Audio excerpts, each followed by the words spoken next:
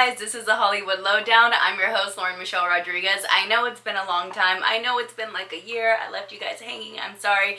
Now I am back and I have all your trending news in Hollywood news. If you missed my video talking about Ariana Grande and how she was ambushed at the Wicked for Good premiere in Singapore this week, that was crazy. That fan is also known for doing it to other people like Katy Perry, The Weeknd. He's also done it at sporting events, the Olympics, and the World Cup. The list probably goes on. If you want to know more about that, make sure to go follow my TikTok or my Instagram, Hollywood LoDown, or of course Lauren Michelle Rodriguez. I'll be talking about that over there. I also wanted to dedicate this episode to a little bit of pop culture nostalgia. I did see Jesse McCartney this week.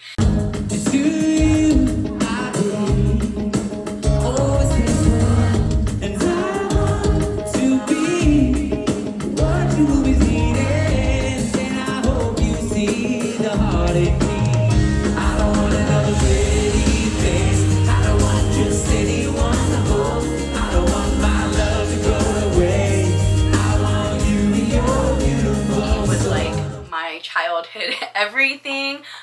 When I was little, my mom took me to the Disney 365 concert. I think that's what it's called. It was a radio station I listened to growing up. It was the Disney radio station on the AM network, Station Drive, whatever. Funny enough, now I work in radio. So it was just really full circle because that was like my first concert that I went to was the Jesse McCartney concert, and my mom took me to it, and I just remember Jesse McCartney. I was up in the nosebleeds, but whatever, I didn't care. It was my first concert. I was so excited. Of course, we were running a little late. We had to go pick up the physical tickets. That was back then when you had to get physical tickets and not just tickets on your phone. Lucky us. We had to actually go up to the kiosk or whatever, the people at the window, and we had to get our physical ticket. So we got our ticket. We were late. I remember the lady asking my mom asking the lady, is there any performances that we missed? Because my mom, all she knew was that I cared about Jesse McCartney. And the lady at the window, she said, oh no, all you missed was somebody named Miley Cyrus, Hannah Montana. And my mom looked at me like, do you know them?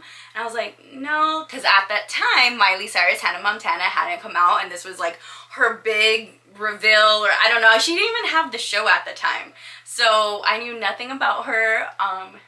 Yeah, imagine my face when a few years later Miley Cyrus, Hannah Montana gets big.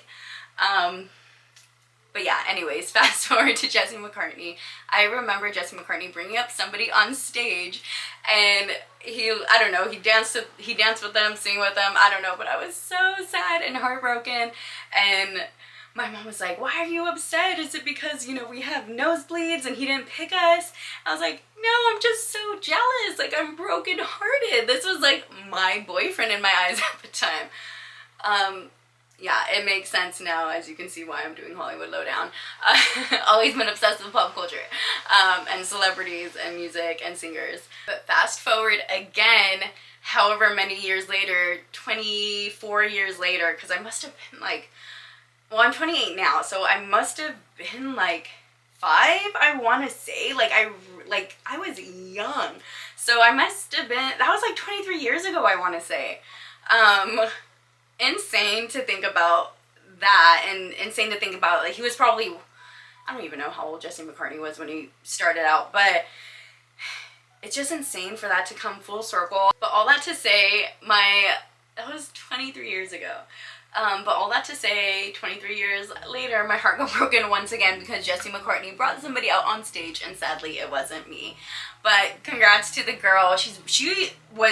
She went to like 21 concerts. I have no idea, but this was my first time seeing him since 23 years ago, and it was just a full circle nostalgic moment. He was amazing, and as much as I love Jesse McCartney, I almost wanted to skip it because it's a Thursday, I work, it was after work, it was at the Hollywood Palladium, it was far, and there was gonna be a storm, and I didn't know how many people were gonna go, but I asked people on TikTok, like, hey, is it worth it, should I go? And they're like, no, go, he puts on a great show, and I'm honestly so glad I did.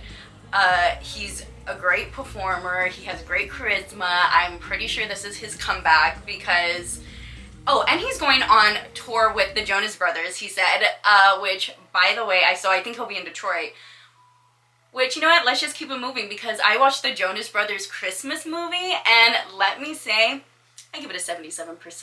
That is my final rating. It was a lot better than I thought it was going to be. The musical numbers, a little questionable, but it's the JoBros. Somebody else, again, speaking of nostalgia, somebody who, a big part of my childhood. I went to go see the Jonas Brothers movie with my friend Priscilla Coronado, shout out.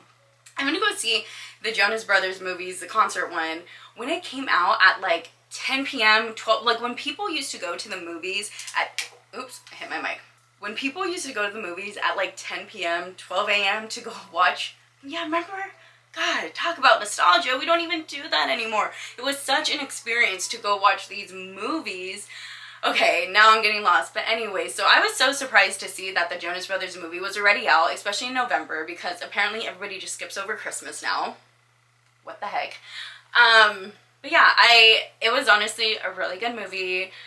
The Jonas Brothers, I don't want to ruin it for you guys. Just go watch it. There's so many people in it. If you don't want to hear, skip over this part. But these are just some of the people in it. Will Ferrell, Laverne Cox, KJ Apa, yeah, so many more. I think that's all I wrote down. But there's so many different appearances. The movie was great. I'd watch it again. Yeah, that's what I was gonna say. Their whole family is in the movie. So like royalties for the rest of their lives, because that is a movie that I'd probably watch honestly every year. I'm not saying it was the best movie, but it's definitely something I would watch during the holidays. And honestly, I want to know what Rotten Tomatoes gave it. So let's look it up right now. Alright, are we ready to see what the Rotten Tomatoes score got? I'm scrolling. There's not even a review yet. There's no score. There's not a score. Well, this is my official score. I give it a 77. There's that. Go watch it. Next on my list, what else am I watching right now? I also heard, which I have yet to watch, I was going to watch it the other night, but I just couldn't get into it, Frankenstein. It seemed really good, but I was just too tired, and I know that's a movie that I need to pay full attention to. Oh yeah, speaking of shows, The Golden Bachelor, if you don't watch that, you should. It was honestly really good. This guy who, I guess he was a football player, Mel. Again, if you don't want a spoiler, skip it. Mel and Peg, this is the new Golden Bachelor couple. They didn't get married, but I think it was I don't know if it was an engagement. I don't even know if you can call it that, a promise ring. But she's this badass firefighter. She also worked with like putting out, you know, the B word. But yeah, she's just so cool. They seem very each other's speed, and it's just so beautiful knowing that people can find love after divorce. And yeah, they just seem like a great match. So I am interested to see if they last. And Cindy, who was the other woman who wanted a marriage at the end of it, decided to walk away because Mel couldn't give her a straight answer.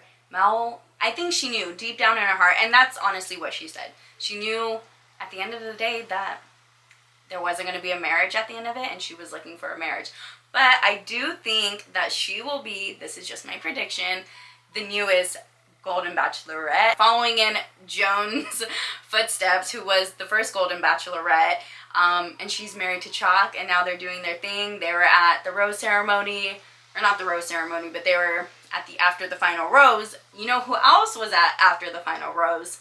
Taylor Frankie Paul from Mormon Wives. She is the newest Bachelorette. Welcome her to Bachelor Nation. I am so happy for her. Just like Jesse Palmer said, this show, this season of The Bachelor is probably going to be like the craziest, like nothing we've ever seen before. I can only imagine. Yeah, here's a little of what Taylor had to say. Oh, so this is a totally different world than Secret Lives of Mormon Wives for you. This world is completely different. Like this whole experience, don't kiss and start relationships on TV. Never have done that. So that has been new to me. the PDA is what really is getting me. It's like, oh my gosh, I get nervous. I'm not here to waste your time. Please don't waste mine. And if you're here for the wrong reasons, you're leaving. Well, I think it's shocking the guys too. I think you're keeping them on their toes also. Yeah, and one of them was like, you terrified me tonight. I was like, good. I think for people at home watching this, that's why I think this is going to be unlike any other Bachelorette season people have ever seen before. Also, Mormon Wives is out. I only seen the first episode. A lot of who we knew who were on the seasons before are not on it this season. So the official list of Mormon Wives season 3, because not everybody is on it: Jen Affleck, Demi, Jesse, Layla, Macy, Michaela, Miranda, Taylor, and Whitney, which I might have just ruined something else. So we'll see. Maybe they're gonna come in later in the season. I know all of the episodes are out, so if you've watched all of them, spoil it, don't spoil it. I don't know. Leave your comments and thoughts below. If you're watching Dancing with the Stars, Whitney has been kicking ass, and apparently they say she wants to make her career bigger than it already is, which is why she's supposedly leaving Mormon Wives. Jen was also really good. Love her. Sad to see her go. She's not on Dancing with the Stars anymore, but she did a great job, and it's honestly funny to see their husbands chanting and rooting for them from the crowd. By the way, if you watch Dancing with the Stars, you know it's kind of been like the it place to be. Like, if you look behind the judges or in the background, you'll see a lot of familiar faces. Jonathan, who was on the last few seasons of The Bachelor, which, by the way, he dated one of my friends in college, so I know him. Dancing with the Stars casting, like, the casting team, you guys should get an award, because on point. There was so many great people on this season. Alex Earl, Jordan Childs, Elaine Hendricks, Robert Irwin, Whitney Levitt, and Dylan Efron are the last and final contestants on the show. Tune in. The next episode is this week, and that is all I have. Maybe I'll have an episode for you next week. We will see. But tune in. And don't forget to follow me on Instagram, TikTok, and all of the above. Bye.